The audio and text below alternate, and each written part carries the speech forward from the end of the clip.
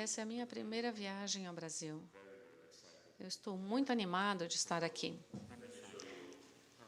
Eu vou mostrar o quanto eu viajei. Diretamente de Singapura para São Paulo, nós temos 16 mil quilômetros, mas eu tive que fazer uma viagem ainda mais longa, só para que nós possamos nos entender. Esta aqui é São Paulo, e aqui eu tenho Singapura. Então, eu estou num país muito grande. Ontem me foi lembrado isso muitas e muitas vezes. Então, eu sou presidente do Centro de Cidades Moráveis e também trabalho como consultor de arquitetura e planejamento. E eu vou falar da experiência de Singapura, porque no passado eu era o principal urbanista da cidade, mais ou menos 20 anos.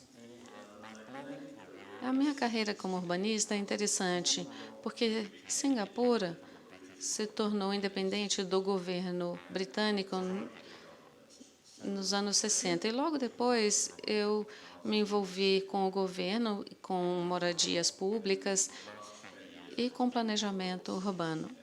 Então, nos próximos anos, eu viajei e, assim, eu tive a oportunidade de ter uma perspectiva de como a Singapura trabalhou com planejamento urbano. Foi uma história interessante. Aqui é só para lhes mostrar que a minha experiência no exterior foi bastante grande em termos de planejamento urbano e arquitetura. Eu sinto que o fato de que Singapura ter se saído bem é porque nós realmente tentamos planejar a cidade de modo inteligente. Do meu ponto de vista, essa profissão de planejamento, de urbanista, ainda é uma profissão nova. As pessoas desenham as ideias num pedaço de papel, e isso acaba gerando muita opinião a respeito do que é um urbanista, do que é essa profissão de planejador. E do que a gente fala acaba só podendo ser sentido 20 anos depois. É um tipo de planejamento bastante perigoso, delicado, e nós temos que aprender a como selecionar as boas ideias e desenvolver as nossas habilidades para planejar as cidades. E também tendemos a ser mais maleáveis em relação ao planejamento. Por exemplo, se você for um dentista, você não deve fazer o trabalho de um oculista, mas no nosso trabalho como urbanistas, vários profissionais trabalham com planejamento. O planejamento, o urbanismo é uma profissão e requer uma habilidade específica. E também, no meu ponto de vista, o trabalho do urbanista não é impor as suas ideias pessoais, mas sim traduzir muitas das ideias, muitos dos dados para o urbanismo, o planejamento espacial, de maneira que nós precisamos ter um alto grau de objetividade. Para mim, existem 4 tipos de urbanistas. Um é aquele que é a maneira mais fácil de se tornar um urbanista, que é embelezar a cidade, mas sem endereçar os problemas fundamentais. O próximo passo é fazer uma reanálise na cidade, como montá-la para que ela possa funcionar de uma maneira melhor. Mas a cidade é como se fosse um paciente, uma pessoa doente. O próximo nível vai ser poder compreender os problemas e aí entendê-los, como se fosse um médico urbano. Mas seria muito desejável que o planejador urbanista, quando ele montasse o seu planejamento, a cada linha, a cada projeto, ele pudesse prever o que vai acontecer dentro de 20 anos. Aí sim, eu acho que uma cidade estaria bem planejada. Então, por causa disso, eu proponho esse planejamento inteligente. Primeiro, o governo municipal precisa ter essa disposição. Sem essa disposição, nada vai acontecer de maneira adequada. Quando você tem essa disposição, você vai ouvir todas as ideias que estão flutuando ao seu redor. Existem muitas e muitas teorias, mas é preciso ter uma habilidade para escolher as teorias relevantes. E também é preciso estimar o tamanho da população dessa cidade, porque tamanhos diferentes de população vão demandar planejamentos diferentes. E aí você também vai determinar como organizar a cidade em células urbanas. Depois eu explico mais a esse respeito. E aí calcular a área de terra, etc. Então, o governo da cidade tem que passar por esse processo, montar um plano. Existem alguns conceitos que eu acho que não são suficientemente destacados no planejamento, que é o seguinte: nós temos que planejar a cidade em hierarquias, de grandes áreas para pequenas áreas para menores áreas. Mesmo as estradas, as rodovias e as estradas melhores, os centros comerciais grandes, os shoppings globais, etc. Então, é preciso ter esse conceito de hierarquia em mente. Depois disso, depois de calcularmos tudo isso, nós temos que verificar como combinar todos esses conceitos. É preciso considerar os fatores econômicos, sociais, ecológicos, ambientais, de engenharia. Só então você monta o master plan, o plano mestre. E para fazer isso é necessário trabalhar de uma maneira sistemática e inteligente. E essa é a minha definição de um planejamento inteligente. Eu estou feliz em dizer que, em Singapura, nós passamos por todo esse processo. Então, eu vou falar um pouquinho de Singapura. Como nós nos esforçamos para fazer esse planejamento inteligente. Em primeiro lugar, aqueles que vão a Singapura vão achar que foi fácil fazer o planejamento, porque nós não tínhamos nenhuma bagagem histórica, que não tínhamos nenhum problema sério. Isso não é verdade. A antiga Singapura, e eu vou explicar um pouquinho, a antiga Singapura estava dilapidada, era pobre e era atrasada.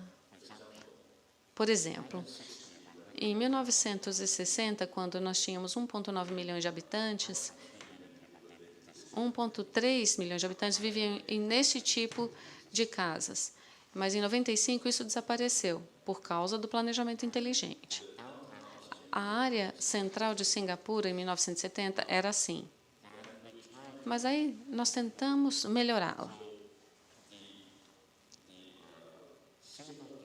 Em Singapura, hoje, em primeiro lugar, nós temos centros de negócios modernos, temos moradia pública, áreas industriais e também temos excelentes aeroportos, portos e terminais.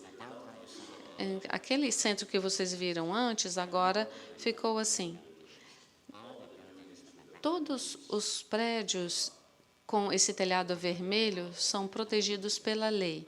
Ninguém pode destruí-los. São prédios históricos. Aqui nós temos moradias públicas. 82% das pessoas moram nesse tipo de moradia.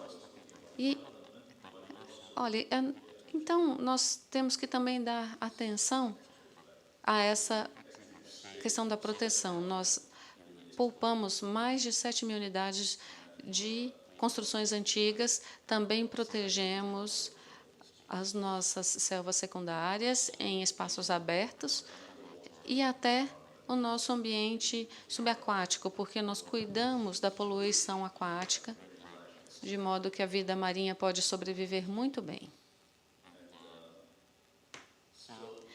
Então, ao proteger os prédios antigos, nós podemos ter uma cidade colorida. Aqui nós temos a Chinatown, aqui nós temos a área Malaya, aqui nós temos a área da Índia, temos todos os tipos de festividades o tempo inteiro. E aqui já foi utilizado pela Universidade de Chicago para um programa executivo, é uma casa antiga, e, claro, nós temos também o famoso Hotel Raffles.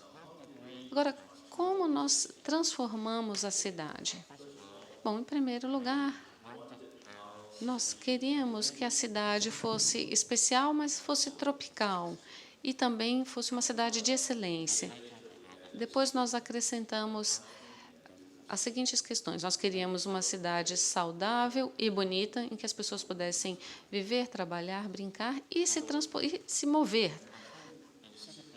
Eu acho que algo importante no planejamento da cidade é que, ao fazer o planejamento, é preciso calcular quanto você está planejando, qual é o tamanho da população, quanto de terra vai ser ocupado. Então, nós passamos 4 anos calculando o que íamos planejar antes de começar o planejamento. Depois disso, depois desses cálculos todos, depois de fazer todas as análises de necessidades, nós criamos uma série de sistemas.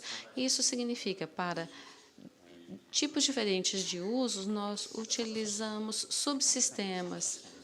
E aí nós reunimos os subsistemas num único sistema. Então, esse planejamento tem a ver com montar todo um sistema. Essa é a parte mais importante do planejamento de Cingapura. A área em azul é a área comercial. E todas essas linhas são linhas de metrô. Onde as linhas de metrô se intersectam é onde nós temos grandes centros comerciais. A cidade foi planejada de modo que o transporte público seja central. Então, nós dependemos muito pouco de carros. Usando isso como um guia, nós começamos a fazer o planejamento, protegemos os prédios históricos, as áreas verdes, e aí dividimos as áreas. Embora seja uma área pequena, nós ainda a dividimos. Tem algum probleminha aqui no computador, talvez? Nós as dividimos em regiões, criamos 25 novas cidades e depois um novo centro regional, novos centros regionais. Então, a cidade, ela não está planejada como uma única área grande, ela está subdividida em áreas menores. Depois, nós acrescentamos as linhas de metrô, as vias expressas e colocamos até a infraestrutura mais ampla, tão cedo quanto possível, de maneira que não afetasse a qualidade de vida das pessoas as pessoas que morassem no centro. E aí nós combinamos todos esses sistemas de maneira que esta se tornou a base do nosso master plan. E esse é o master plan, o plano mestre. Então, para as novas cidades, os new towns, nós partimos daqui. Veja, aqui nós temos uma região onde havia diferentes centros. Por exemplo, vou escolher este. Depois de trabalhado em detalhes, ele tem essa visualização. E como nós trabalhamos nele? Aqui em vermelho nós temos as rodovias. Em azul nós temos as linhas de metrô, os centros. Temos aqui em vermelhinho. Depois temos as estradas vicinais. Depois os cinturões verdes. E em amarelo nós temos alguns dos bairros, e cada um dos bairros nós temos centros nos bairros, e ali abaixo nós temos distritos dentro desses bairros, e ao redor dos distritos também temos áreas verdes. Cingapura se tornou uma cidade verde, porque esse é o nosso protótipo, e nós planejamos as novas cidades com essa base. Vejam só, aqui baseado no protótipo, e foi assim que nós montamos e construímos as estradas, por exemplo. É importante que nessa nova área nós tenhamos boas instalações. Então, as instalações são escolas distribuídas para a conveniência dos moradores. Aqui no planejamento ela ficou assim. Portanto, nessas novas áreas, apenas 45% das áreas é destinada a residências. O restante é para outros tipos de instalações. E também, considerando a nossa alta densidade, nós queríamos passar a sensação para as pessoas que não havia uma densidade muito alta. Então, nós fizemos um planejamento cuidadoso. As áreas em preto são as áreas de alta densidade, e as áreas coloridas são as de menos densidade. Então, há sempre uma mistura de alta e baixa densidade. Portanto, você não sente essa densidade tanto assim em nenhum lugar. E a inspiração para isso surgiu de um xadrez.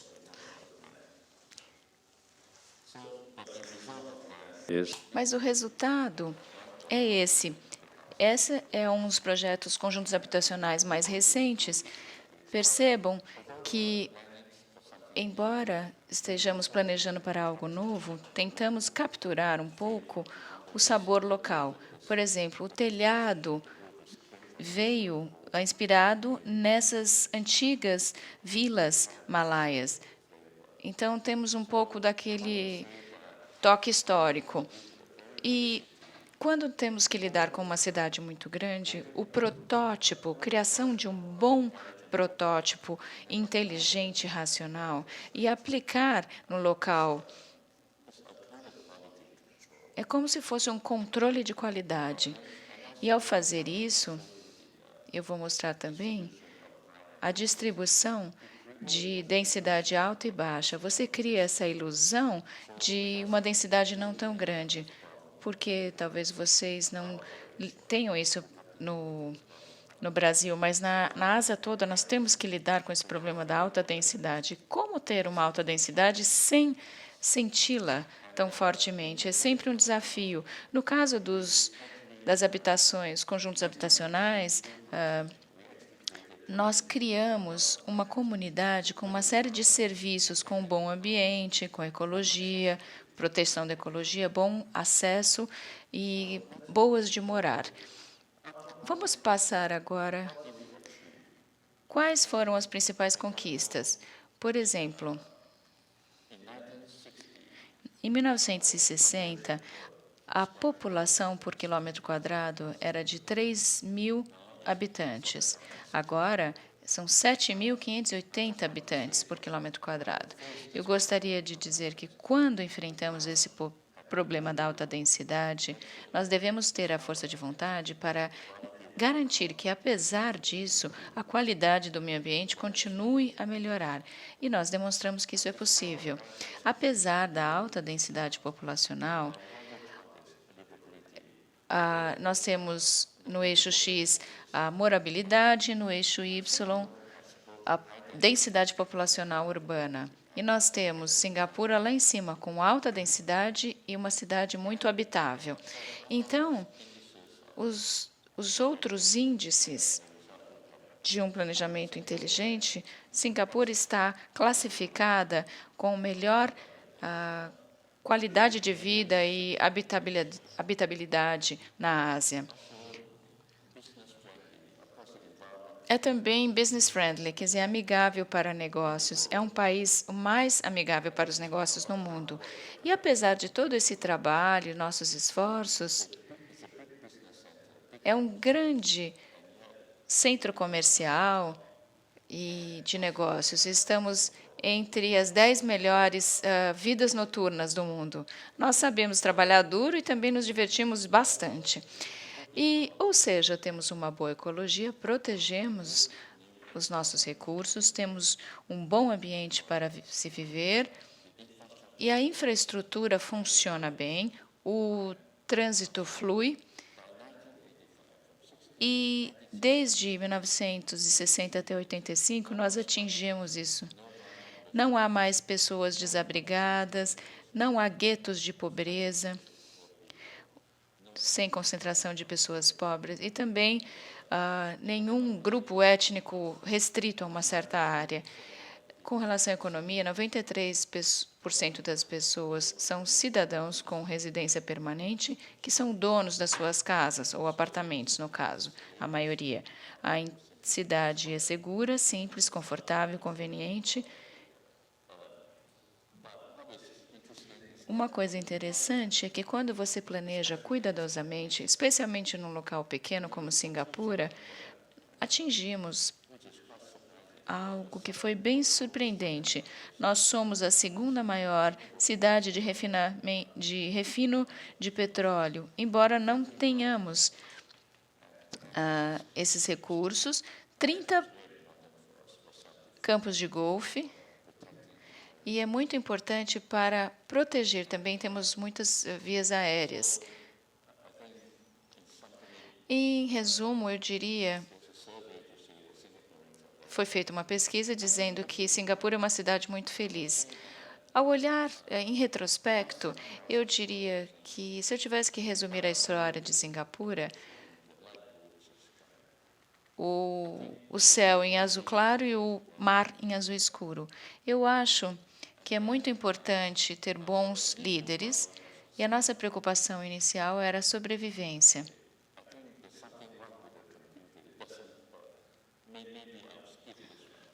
Acho que eu vou pular esse slide porque alguma coisa está errada com o computador, as imagens estão um pouco misturadas. Por favor, passe para o próximo slide.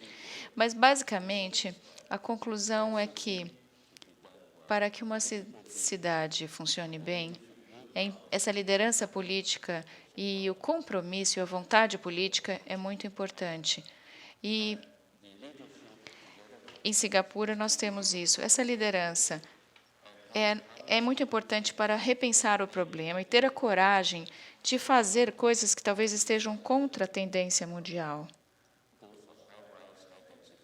Nós desejamos fazer conjuntos habitacionais de prédios muito altos, de alta densidade, que era totalmente contra a tendência nos anos 60. Nós decidimos isso porque, se não fizéssemos, adotássemos essa postura, não poderíamos resolver o problema habitacional. Ou seja, sempre procuramos uma forma de resolver o impacto negativo dessa alta densidade de apartamentos. E, para fazer isso, é preciso ter os valores corretos, bons princípios. E, como eu mencionei, o planejamento urbano tem a ver com sistemas. É preciso pensar de uma forma sistêmica, estabelecendo prioridades claras. O que é preciso fazer em primeiro lugar, segundo e terceiro, e não misturar as estações. E preciso relacionar o hardware com o software, ou seja, o ambiente construtivo com as regulamentações do governo. E, se fizermos isso, nós temos uma boa cidade que pode conquistar o respeito das pessoas de fora também e que moram lá. Tendo dito isso, eu gostaria de compartilhar com vocês que há diversos princípios que aprendemos nesse processo. Mas hoje eu gostaria de apresentar estes aqui.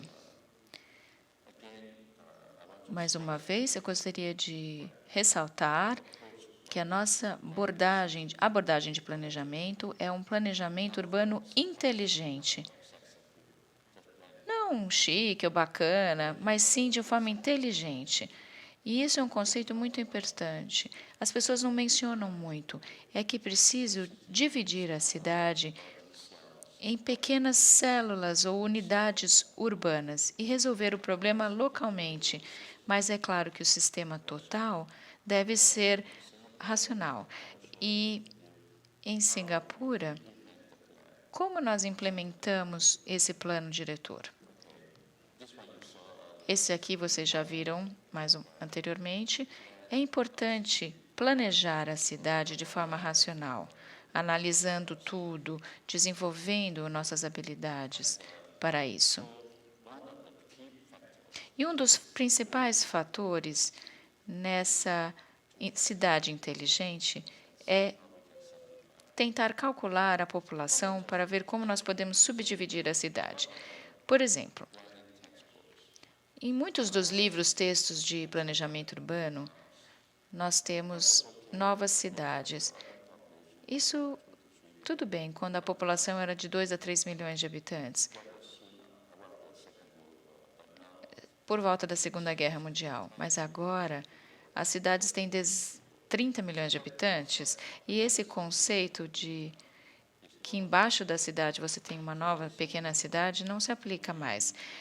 Em Singapura, nós subdividimos as cidades não em pequenas subdivisões menores, mas em regiões internas. Ou seja, acima dessa pequena New Town, nessa nova região, dessa nova cidade tem uma região.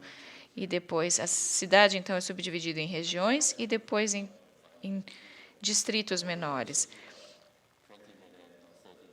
Mas quando você está numa cidade de 20 ou 30 milhões de habitantes, isso ainda não é suficiente. Se você comparar esse esquema com os seres humanos, é como se você tivesse os avós, se você tivesse só uma cidade e a pequena cidade embaixo, são os avós e as crianças, os netos, sem os pais no meio. Sem os pais, funciona assim. Criaria muito trânsito. Mas para as megalópolis, né, é preciso ter essas pequenas regiões, a cidade e o que eu chamo de cidade de constelação, como as estrelas no céu. Significa, então, que a cidade terá bisavós, avós, pais e crianças ou netos. Ou seja, você subdivide, distribui os serviços, o trânsito para localmente. A pessoa vive mais no bairro e só para ocasiões especiais ela tem que se dirigir ao centro da cidade.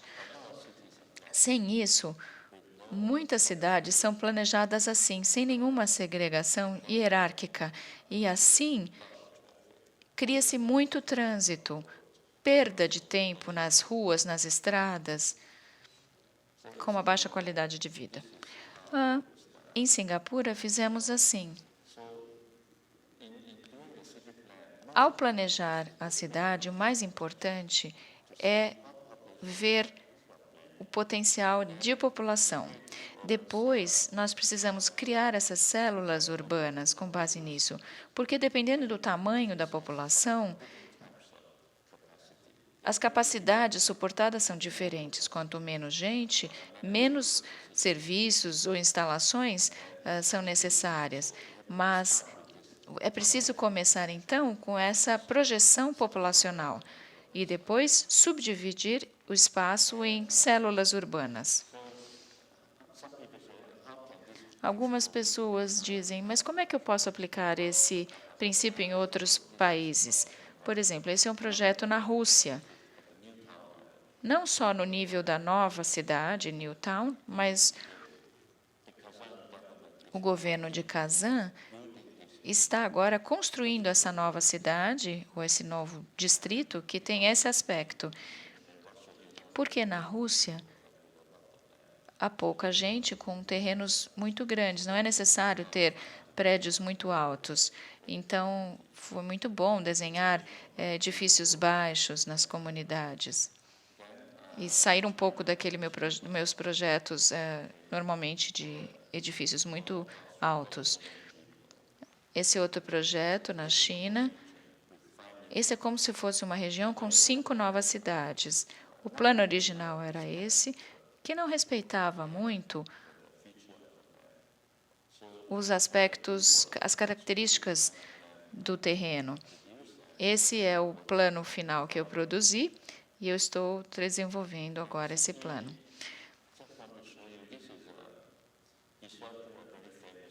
Essa é uma cidade histórica muito famosa na China. Eu fiz o planejamento para 3,8 milhões, embora atualmente seja 1,3 milhões de habitantes. Por que 3,8? Porque existe um grande processo de migração da área rural para a área urbana na China. Eu sei que essa cidade vai crescer para 3,8 milhões, eu já vou fazer o planejamento para essa população. O plano atual para 1,3 milhões de habitantes. E eu convenci o governo a planejar para mais gente. Ou seja, existem diversos sistemas urbanos, o sistema de rodovias, sistema comercial, todos sobrepostos. E esse é o Distrito Central Comercial. Uma outra cidade que eu planejei na Arábia Saudita que também de 1,5 milhão de habitantes, eu me diverti muito fazendo esse planejamento, porque é uma cidade que está no deserto. Essa era a cidade original. É uma área plana, sem árvores. Não há motivo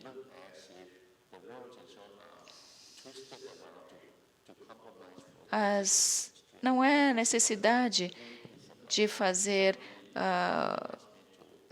desvios, etc., para evitar alguns coisas que já existem, não é preservação. E eu disse, eu fiz um replanejamento. E depois, o engenheiro de tráfego que fez o primeiro plano, ele falou, nossa, isso é um sonho que se tornou realidade, porque tudo funciona com o seu planejamento.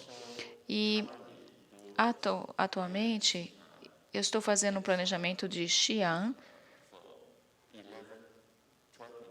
para 12 milhões de habitantes, com uma área de 2.000 quilômetros quadrados. A linha vermelha é a fronteira da cidade. Esse é o plano existente para 12 milhões de habitantes. Você teria uma cidade assim que não faz sentido, ela é toda desmantelada. Eu coloquei um expressway, uma via expressa, um centro comercial, área industrial realocada. Todas as áreas em rosa são locais históricos, de patrimônio histórico, que estão preservados. Então, essa é uma cidade constelação, cidades bem grandes. Vamos passar ao próximo princípio. Quando planejamos uma cidade, precisamos enviar uma visão que vai criar esse plano diretor, o plano detalhado e o planejamento urbano, o projeto urbano em si. E você não pula os passos. O governo deve planejar e projetar a infraestrutura para a cidade. Você, então, aprova a lei, faz a aprovação e passa para o empreendimento de construção em si. Esse é o fluxograma de projeto, mas em Singapura, nós temos uma política habitacional pública muito boa. Então, muitas casas estão sendo construídas rapidamente. E quando o terreno está liberado e livre, essa região é liberada para centros comerciais, habitações públicas. Ou seja, em Singapura, nós temos uma boa visão de futuro e garantimos que a cidade funcione adequadamente. Nós temos um programa de habitação pública muito ousado, que garante que os terrenos sejam liberados e colocados à disposição para construção. Na realidade, muitas cidades não fazem o seu planejamento urbano adequadamente. Essas caixas está um pouquinho fora de centro aqui, mas enfim, a infraestrutura de engenharia não é bem feita. A promoção normalmente está ok, mas quando se faz a promoção,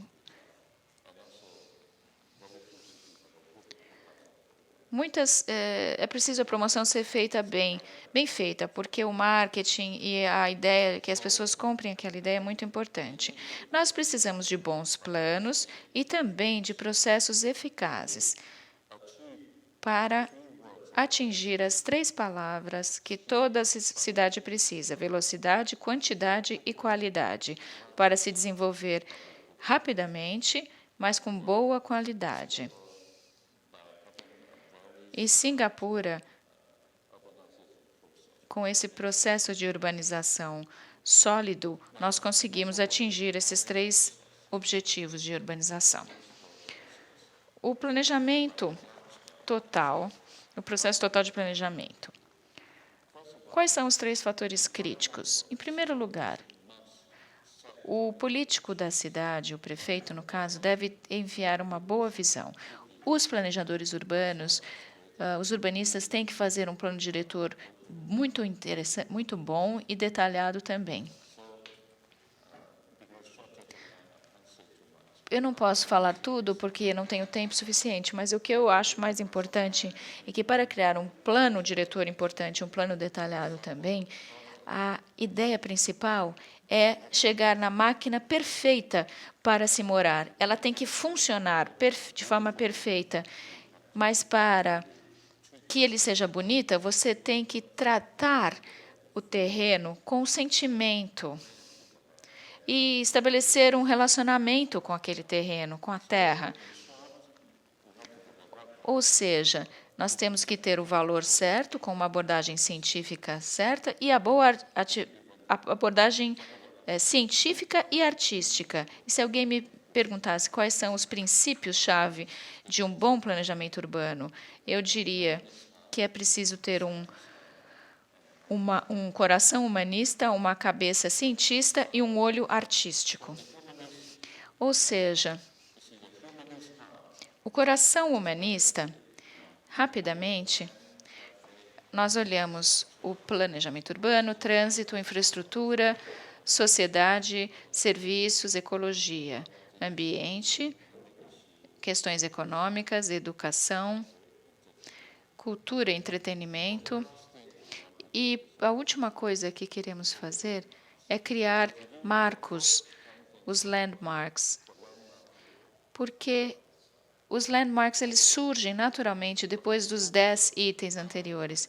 Se você se focar nesses marcos, acaba não tendo uma cidade tão boa de se viver. É preciso que eles sejam uma decorrência natural do processo de planejamento. Aqui, esse é o plano de planejamento, processo de planejamento em Singapura. Vejam os fatores políticos, econômicos, demográficos, e tudo isso é colocado no plano, criando uma máquina para se viver. Esse é o plano diretor. E quando você termina esse master plan, você faz o plano regional, subdividindo a cidade em regiões, depois você planeja as pequenas novas cidades, depois os bairros, em seguida os distritos, e só então você faz o projeto dos edifícios. É enfadonho, exaustivo, exige muito esforço, mas é importantíssimo passar por todos os passos. Se você não fizer isso, o que acontece? Você tem enchentes, poluição, congestionamentos de trânsito. E aí não é isso que queremos, não podemos pular os passos. Eu não estou falando de planejar uma cidade sem alma, sem sentir amor pela terra. Nós precisamos, então, de um olho artístico. Quando você quer conquistar uma mulher, a mulher na esquerda, é claro, foi tratada com carinho, com amor. A da direita não tem sentimento. Então, um urbanista, um governo muito bem educado faria uma coisa como essa figura da direita? Não, é claro que eu estou exagerando, mas muitas cidades são feitas dessa maneira, como essa mulher da direita. Muito poucas cidades são tratadas como uma mulher com romance. E vejam bem, do lado esquerdo, Oxford foi tratada com amor e carinho, com sentimento. Mas muitas cidades são maltratadas, como a foto da direita. Então, fica uma cidade calejada, digamos assim. No meu ponto de vista, para criar uma cidade de forma inteligente, é preciso de um coração humanista, uma mente científica e um olho artístico. Portanto, não se deixem seduzir por edifícios icônicos e coisas como essa, mas porque elas são menos importantes. São como as medalhas que você usa no paletó, mas primeiro você tem que ter um corpo saudável, um bom paletó para depois colocar as medalhas. essa conferência também trata da questão da água. Então, eu gostaria de contar um pouco sobre a história da água em Singapura. Eu não sou especialista na área, mas eu consultei alguns amigos para fazer essa pequena apresentação.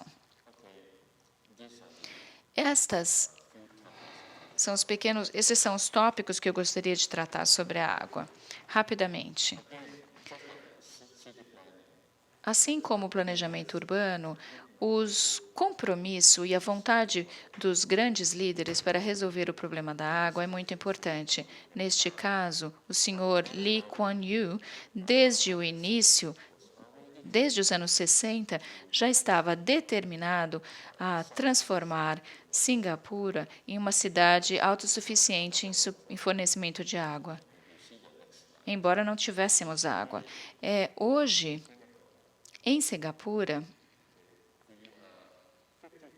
55% da água vem da Malásia, mas estamos...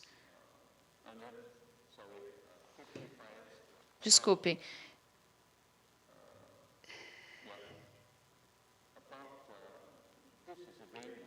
Essa água da chuva, 60%, um pouco vem da Malásia, cerca de 40% da Malásia, 20% de Singapura.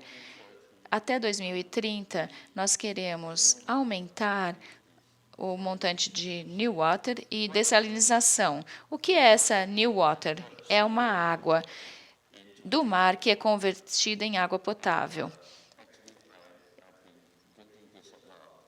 Eu estou tomando essa água até agora e, por enquanto, não fiquei doente. Então, essa New Water, ela não é de fato potável, porque ela não tem os minerais de uma água potável normal. Então, a maior parte das vezes, essa nova água será colocada na caixa d'água, numa caixa para ser misturada com os minerais e depois fornecida à população. No futuro, o fornecimento de água da Malásia não aumentará a despeito do aumento populacional. Então, nós precisaríamos cada vez mais dessa nova água, da New Water, e também água dessalinizada. Nós nos preocupamos também que, devido ao aquecimento global, talvez não tenhamos mais água das chuvas, ou seja, precisamos contar mais com a água do mar. Qual é a política? Capturar todas as gotas de água da chuva, coletar cada gota de água servida e reciclar para que ela vire uma água reutilizável. A água pode ser reutilizada muitas vezes e nós temos esse compromisso de garantir que quando o governo malaio não parar de fornecer água para Singapura, nós não tenhamos falta d'água. Então, esse é como se fosse um fluxograma. Chove, nós coletamos a água da chuva, depois é colocado no reservatório, a água é tratada. Nós também temos a dessalinização da água marinha, ela é combinada para fornecer fornecimento de água para as pessoas. E uma parte dessa água, a água servida, a água de esgoto, uma parte vai se transformar em água tratada, que é bombeada no sistema novamente. Ou seja, esse é o sistema. E se olharmos o mapa, verão que nós mantivemos todos os rios em Singapura, porque essa é a única maneira. O nosso objetivo é capturar 90% de toda a água pluvial em Singapura. Essa é a área de captação até o momento, e a área de captação é subdividida em áreas menores. Nós usamos um túnel muito profundo. E pela gravidade, trazemos toda a água servida para uma usina de tratamento única. E essa água é reutilizada, mas isso tem um custo. A rede para fornecer a água, essa nova água, a diferentes partes de Singapura. E também, recentemente, nós estabelecemos essa planta de dessalinização, é uma das maiores do mundo, só para mostrar que nós temos essa habilidade, essa tecnologia de fazer a dessalinização. Essa foi a parte mais difícil, mas a fim de ajudar as pessoas em Singapura a proteger a nossa água, a gostar da água, nós introduzimos a água ABC, A de ativo, B de belo e C de clean, para limpo. Então, nós transformamos essa água parte da nossa vida diária. E aqui nós temos as 3 abordagens. Portanto, o primeiro é desenvolver o plano mestre, o plano diretor. Segundo, ter uma publicidade sustentada de maneira que as pessoas saibam que o governo está realizando, com o auxílio dos líderes, os líderes grassroots, que são aqueles líderes da comunidade, e também estimular o setor público, o setor privado a adotarem esse conceito de água ABC. A para ativo, B para belo e C de clean ou limpo. Nós queremos que as pessoas deem apoio a esse conceito. E o que nós conseguimos? Bom, isso significa que nós convertemos. Muito disso que eu falei é pura engenharia de canais de água, e nós os transformamos em canais belos, eles se tornaram uma paisagem bonita. Nós trabalhamos em 28 deles, temos mais 100 por fazer. Nós ganhamos todos os tipos de prêmio do mundo inteiro. Vejam, por exemplo, aqui nós temos um formato em U. Voltando.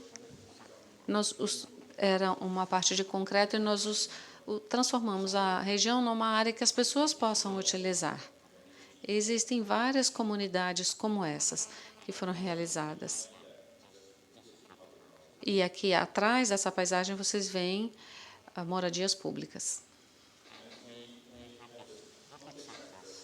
Nós temos também o apoio do setor público no Comitê de Desenvolvimento de Moradia para retirar os poceiros, as autoridades de porto que retiraram os barcos dos portos onde era necessário, e também o Comitê de Utilidades Públicas, que fizeram a integração de todo o processo. No setor privado, nós obtivemos ajuda para projetar e construir as plantas de dessalinização e outras atividades. Na comunidade, as comunidades locais, por exemplo, as escolas participaram, também algumas ONGs, a fim de instruir as pessoas e promover nas pessoas essa sensação de carinho, de cuidado pelo rio, pela natureza, etc. Eu acho que até hoje nós podemos contar com 5 grandes benefícios dessa gestão hídrica. Primeiro, nós colocamos a água como parte do sistema de planejamento urbano, porque aqui nós temos que unir a habitação, a infraestrutura, parques, e área industrial, etc. Mas, em Singapura, a água é uma parte integral do nosso sistema de planejamento. Na verdade, o mapa que vocês viram anteriormente, ali nós acrescentamos muitos reservatórios feitos pelo homem mesmo, ou seja, muitos desses rios desembocam nos reservatórios e depois eles são bombeados. A água é bombeada para plantas de tratamento. Eu diria que qualquer outra cidade, ou quase toda cidade, na minha opinião, deveria pensar nisso, da água como uma parte normal no planejamento. Essa é uma das maneiras de solucionar a escassez de água, inclusive. Portanto, nós somos autossuficientes em termos do nosso fornecimento de água aos cidadãos. E, por causa da água ABC, a presença de água na cidade aumenta a qualidade de vida, porque os reservatórios, no passado, não eram acessíveis às pessoas, mas agora as pessoas podem ir até a beira do reservatório, podem até andar de barco nesse reservatório, com guardadas devidos controles. Então, esses reservatórios não só para questões de fornecimento, mas eles têm também uma relação com a vida das pessoas. Devido ao comprometimento do governo de tratar dessa autossuficiência, Cingapura se tornou um dos centros chaves de tecnologia de água. Nós atraímos grandes empresas do mundo inteiro que vão a Cingapura para fazer pesquisa, porque elas acreditam que, ao fazer pesquisa em Cingapura, quando elas veem uma boa ideia de produzir água a custo baixo, e Cingapura, nós vemos isso funcionando. E, portanto, é um laboratório vivo. E, desde 2006, quando nós promovemos a água AEB, nós já atraímos 150 empresas, estabelecemos 26 centros de pesquisas, e só no ano passado nós geramos 150 milhões de receita e criamos 500 empregos. Então, além de solucionar a questão da água, nós tivemos benefícios econômicos. Então, essa aqui é uma propaganda para todos vocês. Como presidente do Centro de Livable Cities, a cada 2 anos nós temos uma reunião das cidades mundiais, o World City Summit. Nessa reunião, nessa conferência, nós também temos o SIWW, Singapore International Waterway. Então, este ano, em junho, nós atraímos 20 mil participantes em Cingapura. E eu estou falando isso porque, claro, é uma propaganda, mas também eu quero dizer que, se vocês quiserem saber mais da experiência de água de Cingapura, a respeito também de planejamento urbano, talvez essa possa ser uma oportunidade para vocês conhecerem um pouquinho mais. O Singapore International Waterway tem o que nós chamamos de Water Leaders Summit, a reunião dos líderes da água. E também temos outros fóruns paralelos para troca de experiências. E, enfim, temos também no lado de negócios apresentações na área de soluções industriais. Isso aqui é também para informá-los de que essa é uma boa oportunidade, porque muitas pessoas do mundo inteiro, especialistas, se reúnem para discutir a respeito de como resolver o problema de fornecimento de água. Agora, então, eu concluo a minha apresentação. Eu acho que eu ainda tenho 7 minutos. E, já que eu tenho um crédito aqui de tempo, eu gostaria de dizer que essa aqui é a Prefeitura de Cingapura, o tribunal, uma praça numa comemoração nacional. Nós temos as bandeiras, e esse quadro é do meu pai, que era um artista famoso. Muito obrigada.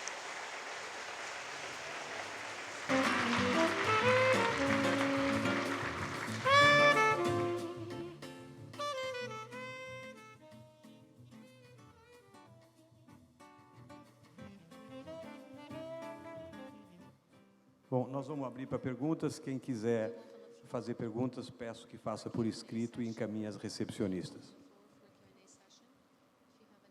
Túlio, primeiro, queria agradecer imensamente a sua presença e ter atendido o nosso pedido, essa longa viagem, e também sabendo da sua intensa agenda, como gestor e como desenhista, né? Para quem não sabe, o professor Liu, uma das coisas que ele nos pediu é que visitasse uma igreja em São Paulo, o que ele fará amanhã, porque o cartão de final de ano dele será um desenho que ele fará dessa igreja. Então, de fato, desde o primeiro momento, a relação com o Dr. Liu foi uma relação que estendeu esses pontos que ele abordou aqui. E, de fato, não só trazendo essa visão da gestão, mas trazendo também a visão da arte e de outras preocupações com a cidade. E, de fato, isso acho que está muito simbolizado no resultado que a gente vê em Cingapura, que é uma cidade que hoje discute essencialmente a sua função primária, que é ofertar qualidade de vida para os seus cidadãos. Nós aqui no Brasil estamos longe dessa realidade, seja nas capitais ou seja nos pequenos e médios municípios, com variações, obviamente, e com casos isolados, mas, de uma maneira geral, nós estamos muito distantes dessa sofisticação do planejamento urbano. Agora, eu senti falta na apresentação do senhor de uma coisa e que a gente entende sobre o ponto de vista do Arco Futuro como uma questão talvez central dessa transformação urbana, que é a cidadania. O Brasil vive um processo democrático recente e, de fato, a gente sente na sociedade uma pouca participação comunitária nas decisões de transformação urbana. Eu queria que o senhor falasse um pouco disso. Qual foi o papel da sociedade civil, enfim, da comunidade, nessa transformação tão radical e tão profunda que Cingapura passou? Quer dizer, mesmo tendo uma forte liderança política, qual foi o papel, qual foi a contribuição da sociedade civil nessa transformação? Well, certainly the world has changed. So between, say, 1960 Então, and entre 1990, 1960 e 1990, without the common use of the sem o internet uso and the da phone, internet, it was the voice of a citizen was not as a loud voz do cidadão não era uma it is voz now. tão premente So, quanto é to hoje. start with, I'll say that we Então, were fortunate eu that we did devo a começar lot of dizendo que, felizmente, things nós fizemos during, muitas say, coisas between 60 and durante 90s, a lot os of anos 60 e os with anos minimum 90, resistance com uma from resistência the public mínima opinion. da opinião It's pública. harder for Singapore to carry on the same way. É mais difícil continuar trabalhando em Singapura da maneira como nós trabalhamos antes. Mas, tendo dito isso, eu gostaria de falar que, para mim, e como eu fiquei no governo durante 24 anos, especialmente em moradias públicas, eu tinha que trabalhar com os residentes. Eu acho que, no final, havia 2,5 milhões de residentes morando nessas moradias públicas. Eu tinha que lidar diretamente com eles, ouvir suas reclamações. E a minha conclusão, ao trabalhar com eles, foi a seguinte: se vocês explicarem as suas políticas de maneira bastante respeitável, de maneira clara e racional, eles vão aceitar. Então, nesses 24 anos de governo, não só eu nunca tive que enfrentar incidentes desagradáveis nenhuma vez, como também eu recebo elogios, ou recebi da imprensa, da mídia e dos cidadãos das vezes que eu estive na rua. Então, o que o governo de Cingapura fez... Bom, eu era só uma peça nesse grande maquinário do governo, mas o que o governo de Cingapura fez foi o seguinte: as ações do governo devem ser ações extremamente disciplinadas. Por exemplo, nós decidimos adquirir um terreno do setor privado. Nós tivemos que passar por todo o processo adequado. Aí nós decidimos comprar aquela terra e tínhamos que explicar para que será adquirida aquela terra. E nenhuma vez o governo se desviou do objetivo central. Então, nós vamos comprar essa terra para construir uma estrada. E, realmente, aquela terra, ali foi construída uma estrada. Nós nunca utilizamos com outros objetivos. Então, o governo conquistou a confiança das pessoas. Olhando para trás, muitas das políticas do governo, ou pelo menos uma boa parte das políticas do governo, não eram compreendidas pelos eleitores, ahead of the voters' personal experience. porque elas estavam à frente da experiência dos eleitores. Portanto, como é que nós podemos fazê-los aceitar, entender por que o governo quer implementar aquela política? Através da conquista da confiança. Eles confiam no governo e sabem de que, se aquela política for implementada, ela vai ser para o benefício das So we're pessoas. creating a kind of Então, assim, nós criamos virtuous circle um círculo virtuoso for the government to be able to para que o act governo possa agir rapidamente, ahead of time without à frente do tempo, adiantadamente, and I just sem want to enfrentar give you resistência. one concrete Eu example gostaria to de help you lhes dar understand um this. exemplo concreto para que todos entendam. Em 69, quando eu voltei para Singapura, eu tinha morado nos Estados Unidos, I was adjoining public housing eu entrei na área habitacional the letters the readers letter to editors every day. e eu li as cartas para o editor todos os dias e existiam milhares de reclamações. Olha, nós somos os poceiros, nós estamos vivendo numa colônia de poceiros há 3 gerações, por que vocês vão nos obrigar a ir para esses prédios altos de habitação pública? Uns 3 anos depois, lá em 71, 72, ainda assim havia muitas cartas de reclamações nos jornais, mas as cartas eram assim: nós estamos esperando 3 anos, por que vocês não nos colocam em habitação pública? Então, esse é o segredo. Nós planejamos nossa habitação pública cuidadosamente para garantir que, quando os poceiros passassem das colônias para a habitação pública, a vida deles melhorasse. Não só isso, não melhorasse, mas assim, as casas eram mais limpas, havia eletricidade, luz do sol, ventilação. E, por perto, havia escolas, havia lojas, empregos. Nós até ampliamos os serviços de ônibus a esses novos locais, de maneira que o segredo aqui, para mim, é: se nós trabalharmos muito bem e mostrarmos para as pessoas que a vida delas vai melhorar através da ação do governo, as pessoas vão apoiar a política do governo. Por isso que o título da minha apresentação é Planejamento Inteligente. Nós temos que planejar o nosso trabalho de modo muito inteligente para conquistar o apoio das pessoas. Eu queria um aviso aqui, estou nos perguntando se os vídeos estão disponibilizados e as apresentações estão. Tudo está disponível no site do Arco Futuro, que é o www.arcofuturo.com.br.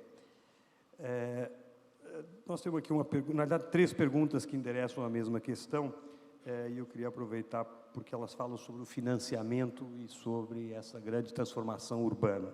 Eu vou falar e queria aproveitar para fazer uma propaganda. Nós lançamos ontem aqui no Arco Futuro o livro que tratou essa questão, inovação no financiamento da transformação urbana, que é o reflexo dos painéis que nós tivemos aqui o ano passado, acrescentado de novos artigos, novos textos, e todo esse trabalho foi coordenado pelo Sérgio Lazzarini, professor do INSPER. Então, temos esse livro que eu acho que traz uma abordagem bastante inovadora e com visões de transformação e novas soluções no financiamento urbano. Isto posto, a gente começa aqui com perguntas e, de fato, o senhor também liderou esse massivo programa de habitação social em Singapura, né? E nós estamos vivendo na cidade de São Paulo, ou talvez dramaticamente, né? Acabamos de votar um plano diretor que, apesar de ter trazido inovações bastante importantes, em vários aspectos, acabou ficando sujeito a pressões específicas, né? Ou seja, de novo, comprometendo esse desenho urbano de longo prazo, esse planejamento de longo prazo, mas acho que a questão central aqui é a questão da habitação social. Há uma carência de habitação social em escala realmente desumana. E aqui tem 3 perguntas que endereçam essa questão que eu acho que são importantes. A primeira, alguém pergunta qual era a questão, quer dizer, como é que foi tratada a propriedade das terras urbanas. Esse é um ponto importante. Quer dizer, hoje o grande problema da construção de moradia social em cidades é o custo da terra, né? Quer dizer, nós vivemos esse drama que foi de construir habitação social longe da cidade. E, no fundo, nós estamos criando áreas de exclusão e não de inclusão de cidadania. Essas pessoas ficam marcadas e longe do seu lugar de trabalho. Então, essa é a questão importante. A segunda pergunta é: qual foi a fonte dos recursos financeiros para a implantação das intervenções urbanas em Singapura? E, por fim, se há recursos financeiros do orçamento público e qual foi o montante de recursos privados? Então, como é que foi essa transformação e qual foi a forma de financiamento? Que é também uma pergunta que é como deslocar uma grande quantidade de pessoas que moram em favelas.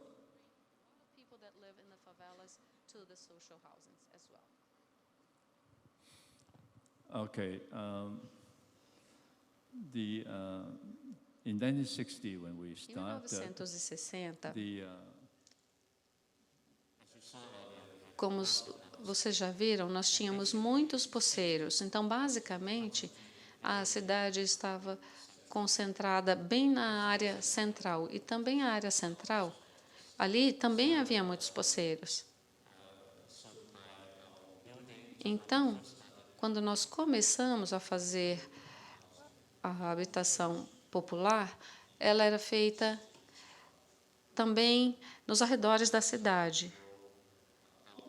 E ela crescia para fora, em todas as direções.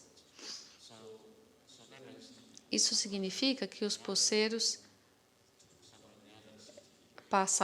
eram transferidos para um local mais perto da cidade, mas depois eles iam ficando cada vez mais longe, porque essas habitações estavam mais distantes. Mas eles nunca estavam muito distantes da área central naquela época para os empregos e para outros tipos de instalações. Mas, devido a esse planejamento cuidadoso, nós não colocamos todas essas pessoas num grupo só. Entre essas habitações populares, nós tínhamos casas privadas, casas particulares e até mesmo áreas de habitação mais caras. Então, havia sempre uma boa integração dos grupos socioeconômicos. E isso foi feito conscientemente. De fato, uma outra coisa importante a respeito de habitação pública é que, em uma cidade, nós temos uma política de habitação pública. Por outro lado, na China, eles têm de 5 a 6 políticas para habitação pública. Algumas para os mais pobres, outros para os menos pobres, outros para um pouquinho mais favorecidos. E para cada um deles, eles têm um tipo de empreendimento. Ao fazer isso, a tendência é segregar as comunidades. Mas, no nosso caso, nós tínhamos uma única política, que era em cada nova cidade, em cada nova área, a gente construía para os menos favorecidos. E até alguns dos médicos, alguns gerentes, devido à renda, às vezes eles não tinham renda para comprar casas próprias. Então, eles ficavam nessa área de casas populares. Então, nós não temos, com isso, guetos de pobreza, porque qualquer comunidade, qualquer área nova, nós temos uma boa combinação dos setores socioeconômicos. Eu acho que o fato de termos uma única política para uma ampla gama de pessoas que precisam de habitação pública é um fator bastante importante na nossa história de sucesso. E também o fato de termos construído o mais perto da cidade central possível e lentamente irmos nos afastando. E o fato de termos combinado os tipos diferentes de habitação pública e particular. Mais uma vez, eu repito, a gente tem que fazer um planejamento inteligente. Temos que lidar com essas questões práticas a fim de não criar consequências indesejáveis. Essa foi a primeira pergunta. A segunda, em termos de financiamento, é tudo do governo.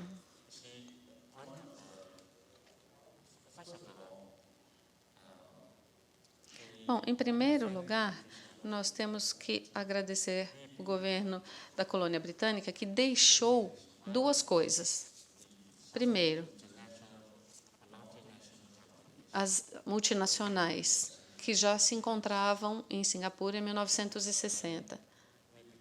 Quando nós nos tornamos um país independente, uma das primeiras coisas que o nosso líder político disse às empresas internacionais foi: olha, nós queremos que vocês fiquem aqui.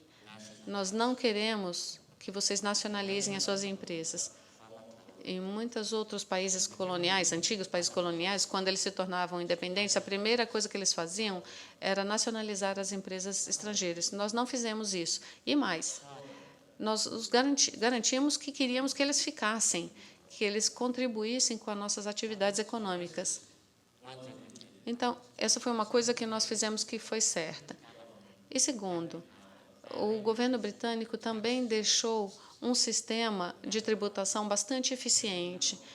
Portanto, embora o governo tivesse apenas 1 ano de idade, nós continuamos tendo essa receita da tributação, e que nos ajudou a financiar os projetos do governo, incluindo a habitação pública. E, além disso, o governo britânico também nos deixou um fundo central, que é um sistema de poupança compulsório. Significa que todos que ganham qualquer quantia, qualquer valor, mesmo algumas pequenas centenas de dólares, é necessário contribuir para para essa poupança central um X% da sua renda, como uma poupança compulsória. O dinheiro é seu, mas você tem que contribuir. E o governo de Singapura expandiu ainda mais essa questão.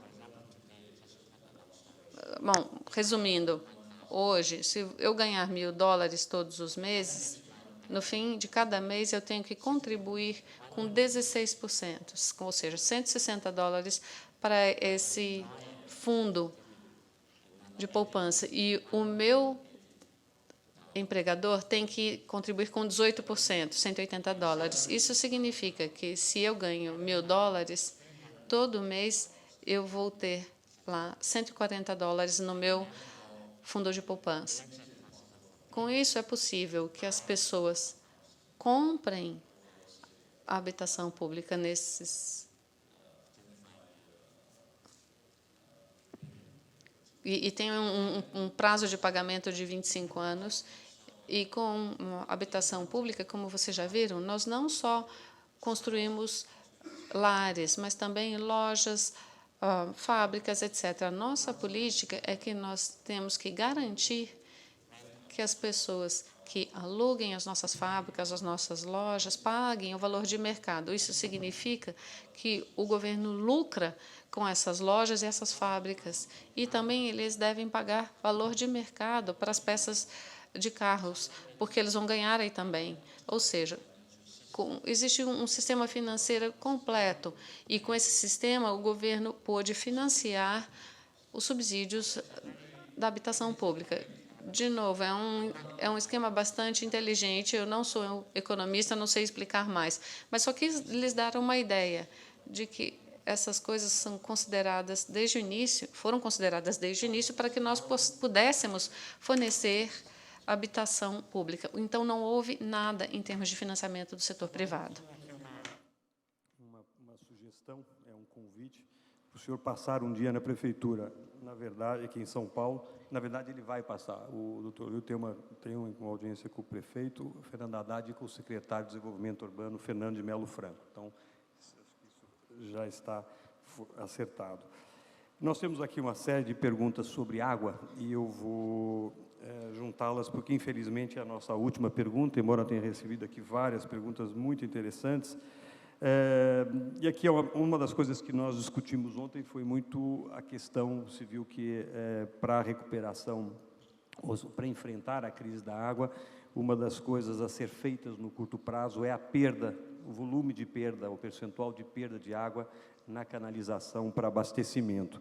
Queria que o senhor falasse sobre essa questão, se o senhor tem uma ideia qual é o índice de perda de Singapura. Nós aqui em São Paulo temos um índice de 37% de perda de água, e esse índice no Brasil chega em certos municípios a 70%. Ou seja, nós estamos enfrentando uma crise e ainda temos uma ineficiência no transporte de água dramática.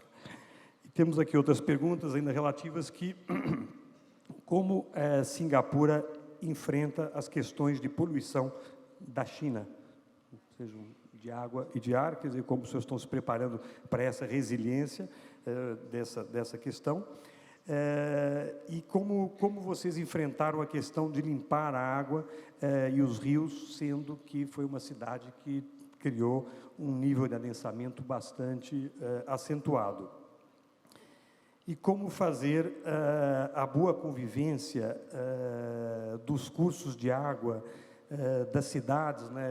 Só para esclarecer, aqui São Paulo tem em torno de 130 rios cobertos, né? Quer dizer, nós realmente fomos uma cidade que viramos as costas para o rio, e hoje há algumas iniciativas trabalhando isso de uma maneira bastante atomizada, comunitária, mas com muito valor e com muito simbolismo. Como Singapura tratou essa questão dos córregos e rios, né, apesar desse adensamento? E, por fim, qual é a sua sugestão para São Paulo?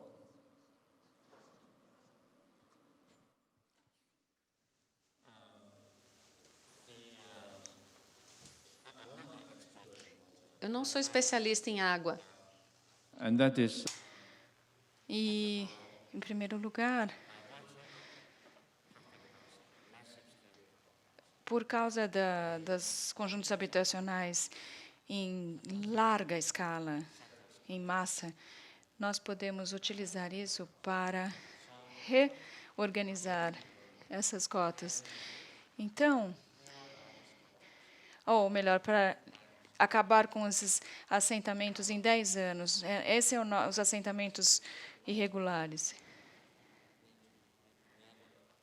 Antigamente, as pessoas achavam que precisavam morar perto do rio, então demorou 10 anos para nos livrarmos de todos esses assentamentos. Então, hoje, o rio Singapura está limpo. Depois de retirar esses assentamentos irregulares, limpar os rios, colocar um novo sistema de esgoto. he went into the river. A pessoa entrou no rio, a pessoa pegou um copo d'água e bebeu a água do rio para provar que a água estava limpa. A pessoa que era responsável pelo processo de limpeza. Então, uma das funções dos conjuntos habitacionais públicos é ajudar também a população a sair dos locais irregulares e, assim, melhorar o sistema e limpar a água. Ou seja, quando você tem uma boa política, isso cria um sistema virtuoso, um ciclo virtuoso. E por que os nossos rios estão por toda parte?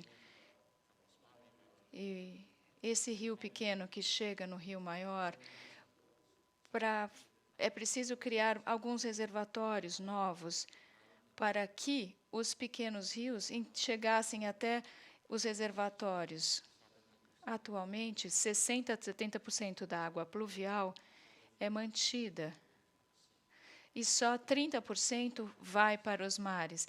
E queremos chegar a um índice de 90%. Essa era a primeira pergunta. A segunda pergunta sobre poluição. A poluição da China é poluição aérea, principalmente, mas ela não vem para Singapura. Hong Kong é afetado pela poluição do sul da China. Infelizmente, por causa... Muitas das multinacionais estão mudando as suas empresas e as famílias para Singapura, saindo de Hong Kong por causa da poluição. Nós temos a poluição do ar da Indonésia. Sumatra, Indonésia, que está a sudeste de Singapura, eles queimam as florestas. Os fazendeiros queimam as árvores para criar fertilizantes para a agricultura. E quando o vento bate de Sumatra para Singapura, traz essas cinzas, essa poluição das queimadas. Então, nós estamos conversando com o governo da Indonésia para tentar controlar, até oferecemos suporte técnico para ajudá-los a resolver esse problema. E eu tenho confiança de que isso será realizado. A escala da poluição da Indonésia para Singapura é muito menor do que a quantidade de poluição do sul da China. A última pergunta era sobre como vocês preservam os rios e qual seria a sua solução para São Paulo, a sugestão para São Paulo. Bem, considerando que eu sou um perito de 2 dias em São Paulo, né, com minha experiência de 2 dias, não é nada modesto da minha parte dar sugestões, de fato, mas eu devo dizer que eu fui muito bem tratado, muito bem recebido nesses últimos 2 dias. Eu diria que, para o planejamento urbano de vocês, eu tentaria fazer uma projeção de longo prazo no plano diretor, 60, 70 anos, e depois dividir a cidade. Por exemplo, a região de São Paulo tem mais ou menos 20 milhões de habitantes, certo? Que é uma quantidade enorme. Eu sugeriria que vocês não tratassem como uma única cidade, mas talvez como 5 cidades de 4 milhões de habitantes. E cada cidade deve ter suas próprias universidades, hospitais, centros, área industrial, centro comercial, para que as pessoas não tenham que viajar longas distâncias para ir para locais importantes. E com relação à água, com base no meu entendimento, porque o fornecimento a fonte de água natural é muito limitado. Em Singapura, nós temos um índice pluviométrico muito bom, muitos rios. Era de 1.800 milímetros por ano. O ano passado, isso subiu 2.300 milímetros. Se você conta muito com a água vocês contam muito com a água da chuva e estão longe do mar. Então, talvez vocês tenham que reciclar a água servida dos esgotos. E, para isso, é preciso melhorar o sistema de esgotos e de águas pluviais para capturar essa água servida, transformando em nova água, new water. Mas, antes disso, é preciso planejar a cidade. Então, nessa tubulação de esgoto, elas estejam correndo pelos locais corretos e não errados. Caso contrário, esse investimento não será otimizado. Muito obrigado.